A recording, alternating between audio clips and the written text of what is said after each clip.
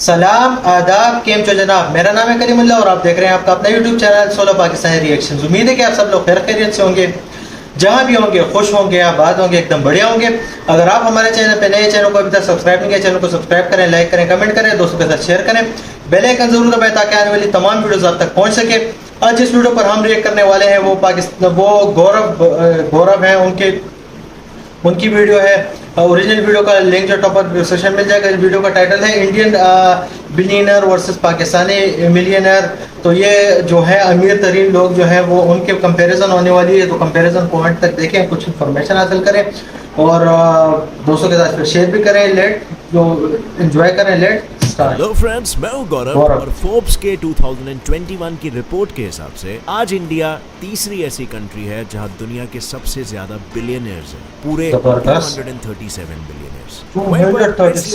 पाकिस्तान का नाम शामिल तक नहीं है, लेकिन ऐसा बिल्कुल नहीं है कि उनके पास बिलियनर्स नहीं है। उनके पास 10 बिलियनर्स और 21 बिलियनर्स हैं।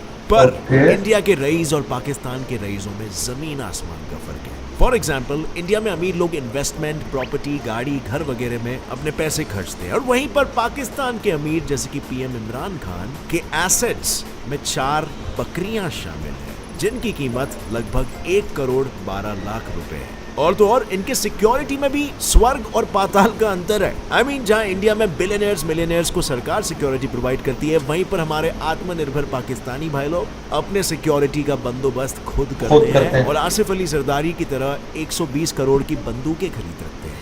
पर दोनों भी देशों के अमीरों में इतना फर्क क्यों है? लेकिन सबसे अजीब चीज तो यह है कि पाकिस्तान के ज्यादातर अमीर लोग पॉलिटिशियंस और गवर्नमेंट सर्वेंट्स हैं। और ऐसा क्यों है?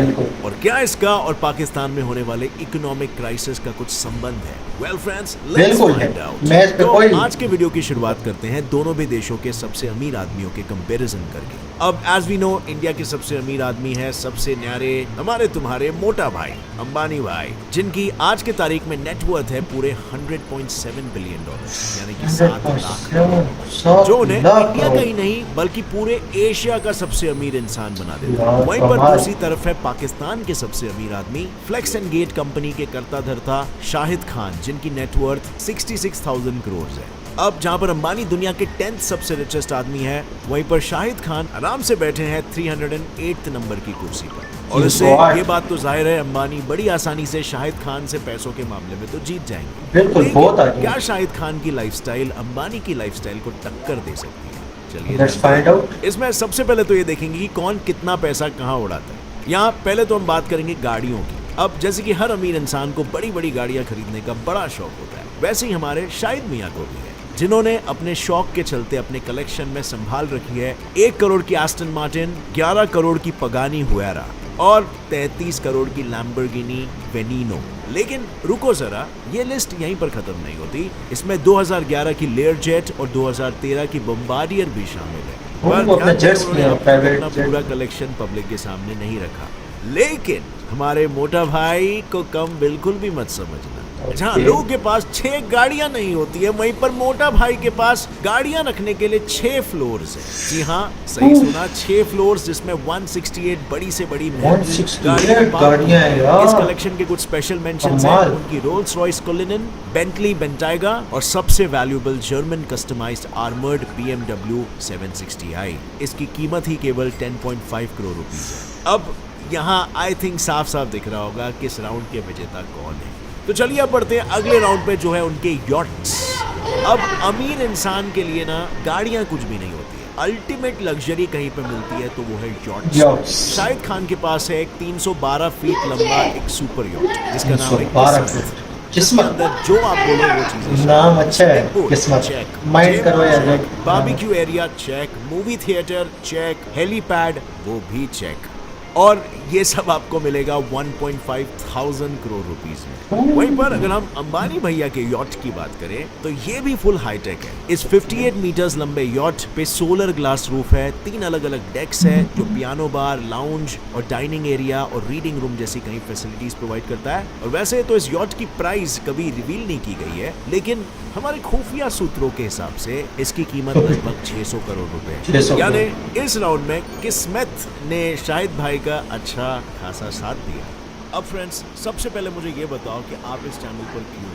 क्योंकि आप एक क्यूरियस इंसान हो जो अपने आप को अपडेटेड रखना चाहते हो रियलिटी के साथ, और ये काफ़ी इंपॉर्टेंट भी है कि अपने आप को हम अपडेटेड रखें, specially when it comes to investment and stock market, even startups, business news around the world. यही सोच रहे हो ना कि अपडेटेड कैसे रखा जा सकता है? वेल, मैं एक वन स्टॉप सोल्यूशन बताऊंगा जो बहुत ही लाइट, सिंपल और रियल न्यूज़ के द्वारा आपको अपडेटेड रखेगा, जिसका नाम है कन्वे।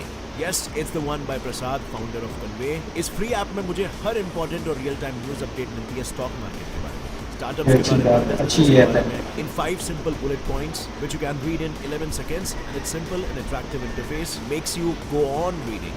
So सिर्फ एक ऐप की मैंने बात की है। Download this amazing app and gate updates on your fingertips. Link is in the description. बस इतना ही नहीं, कन्वे के पास एक बेहतरीन स्पेशल दिवाली ऑफर भी है, जहां पर आपको 500 रुपए वर्थ के कन्वे के कूपन्स मिलेंगे just by opening a demat account from the link in the description from 30th October to 6th of November। Offer के अमाउंट डायरेक्टली क्रेडिट हो जाएगा आपके अकाउंट में बाय कन्वे। सो हरी, ऑफर सिर्फ 6 नवंबर तक है। Click on the link in the description.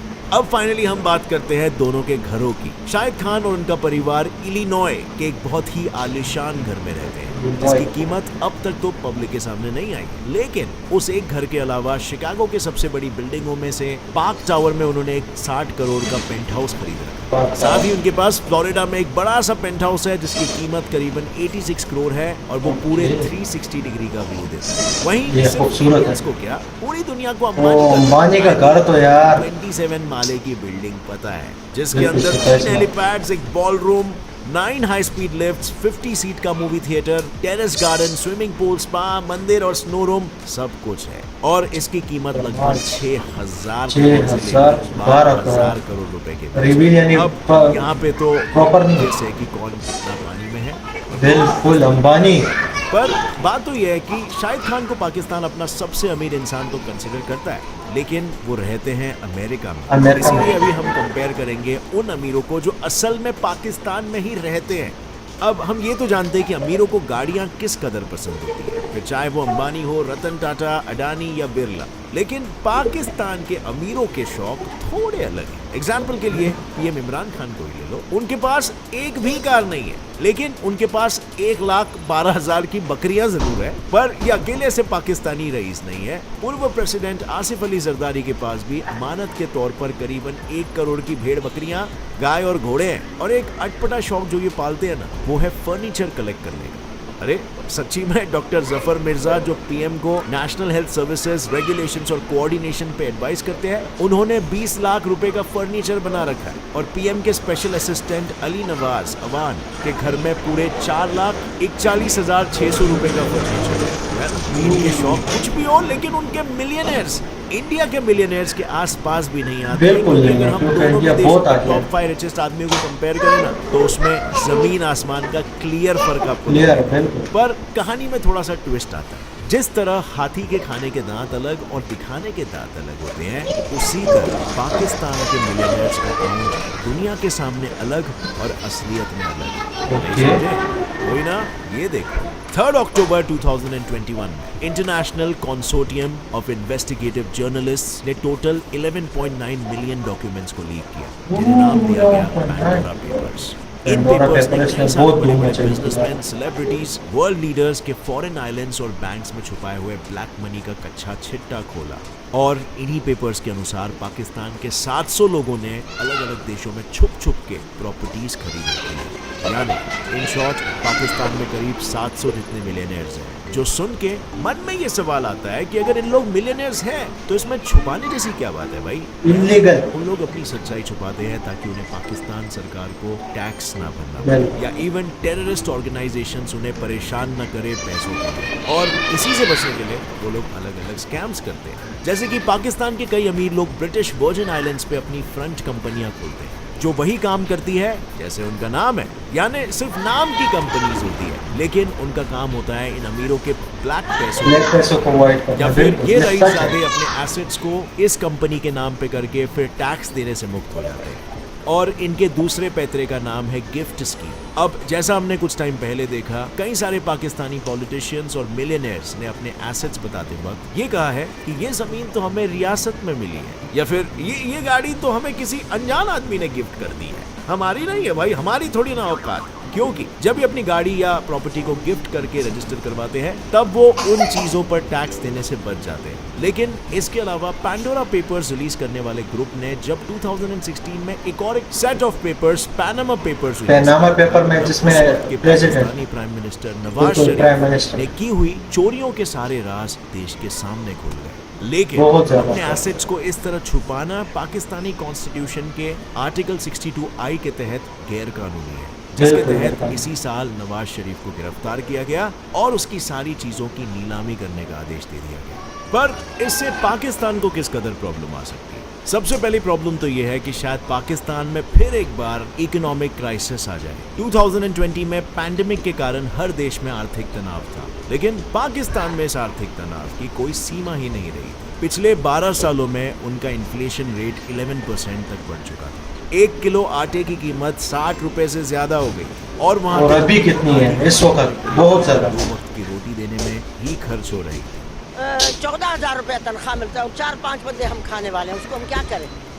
उसमें भी पाकिस्तान के सर पर जो इंटरनेशनल कर्जा था वो बढ़ के पूरे 44.5 ट्रिलियन रुपीस जितना हो चुका है, जिसकी किश्तें चुकाने के लिए पीएम हाउस में रखे हुए 3 भैंस और 5 गाय के बछड़ों को पूरे 23 लाख रुपीस में नीलाम किया गया था। और उससे भी जब काम न बना तब उन्होंने पीएम इमरान खान के घर को ही रेंट पर लगा दिया। अब यार तुम लोग ही देखो, ये सब कुछ करेगी पाकिस्तानी सरकार, लेकिन वहाँ के अमीरों को टैक्स भरने नहीं कहेगी। दरअसल गरीबों से हमारे चमड़ा उतार दिया, हमसे टैक्स ले रहे हैं, हमारे बिल्स पे इतने टैक्स जो हैं। भरते भी है वो भी कुछ ऐसे होते हैं, मतलब 3.2 बिलियन की प्रॉपर्टी होने के बावजूद सिर्फ 3,000 रुपए टैक्स। बट अब तुम लोग बोलोगे यार पाकिस्तानी सरकार क्यों नहीं लेती अपने देश के एलिट क्लास से टैक्स? वेल, वो इसीलिए क्योंकि इस एलिट क्लास में खुद सरकार भी शामिल है। बिल्कुल। इसका मतलब है सरकार चलाने वाले लोग। यानी 2020 में हुए व्हीट और शुगर क्राइसिस पे जब पाकिस्तान के नेशनल अकाउंटेबिलिटी ब्यूरो (NBA) ने इस साल छानबीन की, तब उन्होंने देखा कि ये सारे शॉर्टेजेस आर्टिफिशियली क्रिएट किए गए थे ताकि प्राइसेस को बढ़ा सके। उसके कारण शुगर मिल के ओनर्स को पूरे 3,000 करोड़ का प्रॉफिट हुआ था और इन प्रॉफिट मेकर्स में कई बड़े नाम भी शामिल थे, जैसे कि इमरान खान के खुद के पार्टी के सेक्रेटरी जनरल जहांगीर तरीन। दूसरे थे उसी पार्टी के लीडर खुसरो बख्तियार, जो फिलहाल पाकिस्तान के इंडस्ट्रीज एंड प्रोडक्शन डिपार्टमेंट के फेडरल मिनिस्टर। सो ये सबूत क्या दर्शा रहे हैं भाई? दुनिया को दिखाने के लिए बेचा क्या जा रहा है और पैसे आ कहां से रहे हैं। लेकिन चीजें अगर सुधरी नहीं ना तो वो ले आएंगे हमें दूसरे प्रॉब्लम्स पे, जो है पॉलिटिकल इंस्टेबिलिटी। अभी है इस वक्त पाकिस्तान में इंस्टेबिलिटी नवाज है भी। शरीफ और उनकी सरकार के खिलाफ काफी आवाजें उठाई। उनके घर के बाहर बैठ के नवाज शरीफ को रेजिग्नेशन देने के लिए मजबूर किया था। और जब इमरान खान इलेक्शन जीते थे तब उन्होंने अपनी स्पीच में कहा था कि जो भी कानून तोड़ेगा हम उसके खिलाफ सख्त से सख्त एक्शन लेंगे और अकाउंटेबिलिटी मुझसे शुरू होगी और फिर मेरे मंत्रियों से और फिर यहाँ से वो आगे कंटिन्यू होगी।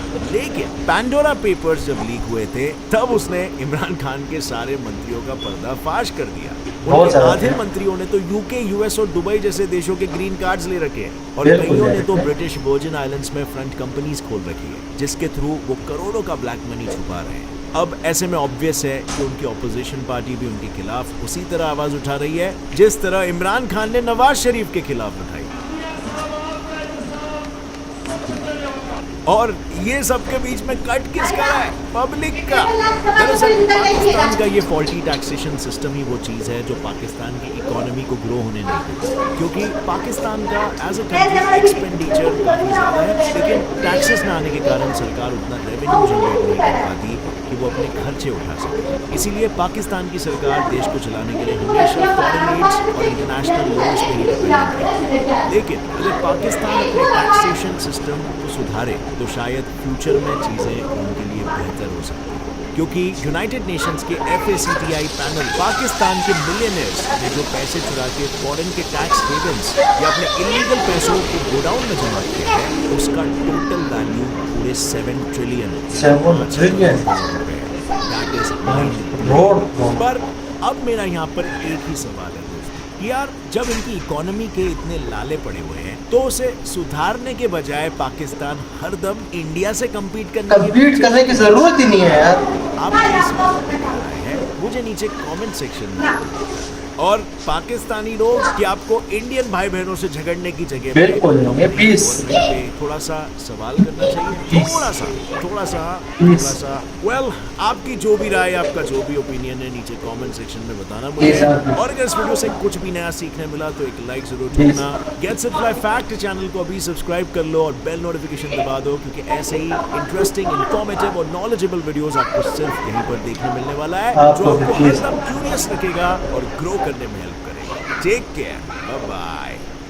तो ये वीडियो बहुत ही कमाल की थी और इसमें कंपैरिजन किया था पहले बिलियनियर्स की, फिर जो थी मिलियनियर्स की पाकिस्तानी। लेकिन मैं इस चीज़ से बिल्कुल इत्तेफाक नहीं करता कि पाकिस्तानी अवाम टैक्स पे नहीं करती। पाकिस्तानी गरीब अवाम जितनी टैक्स पे कर रही है, इतना अगर अशराफिया जो इनके बड़े लोग हैं इनसे भी टैक्स लें ना, तो ये पाकिस्तान के हालात सुधर जाएं। पाकिस्तान में अभी जो है इस वक्त हालात इतने इनस्टेबल है, इतने बेकार हो चुके हैं ना, ये मुझे शर्म आ रही है बोलते हुए। सही बात जो है, मुझे गुस्सा आ रहा है। ये फजूल कहते हैं कि टैक्स नहीं ले रहे।